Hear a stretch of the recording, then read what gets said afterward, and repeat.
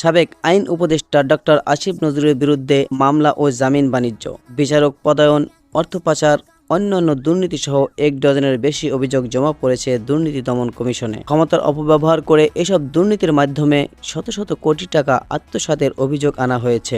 বর্তমানে দুদক এসব অভিযোগ যাচাই বাছাই করছে বলে সংশ্লিষ্ট সূত্রে জানা গেছে। অন্যদিকে নিজেকে সম্পূর্ণ নির্দোষ দাবি করে ফেসবুকে পোস্ট দিয়েছেন সাবেক এই উপদেষ্টা। জানতে চাইলে দুদকের মহাপরিচালক মোহাম্মদ আক্তার হোসেন বলেন, দুদকে যে কোনো অভিযোগ এলে তা যাচাই বাছাই কমিটি দ্বারা যাচাই বাছাই করা হয়। যাচাই বাছাইয়ের ক্ষেত্রে ১০০ মার্কের মার্কিং করা হয়। কোনো অভিযোগ ৮০ মার্ক পেলে তা পরবর্তী সময়ে অনুসন্ধানের জন্য গৃহীত হয়। নাম প্রকাশে অনিচ্ছুক দুদকের ঊর্ধ্বতন এক কর্মকর্তা জানান, ক্ষমতার অপব্যবহার ও ঘুষ দুর্নীতির মাধ্যমে বিপুল পরিমাণে অবৈধ সম্পদ অর্জন ও নানা দুর্নীতির অভিযোগ রয়েছে সাবেক আইন উপদেষ্টা ডক্টর আসিফ নজরুলের বিরুদ্ধে। ১ ডজনের বেশি দুর্নীতির মাধ্যমে শত শত কোটি টাকা আত্মসাতের অভিযোগ তার বিরুদ্ধে দুদকে জমা পড়েছে। অভিযোগগুলো বর্তমানে যাচাই বাছাই করা হচ্ছে। এসব অভিযোগ অনুসন্ধানযোগ্য হলে তা অবশ্যই অনুসন্ধান করা হবে। ট্রান্সপারেন্সি ইন্টারন্যাশনাল বাংলাদেশ বিআইবি নির্বাহী পরিচালক ডক্টর ইফতেখারুজ্জামান বলেন, কেউই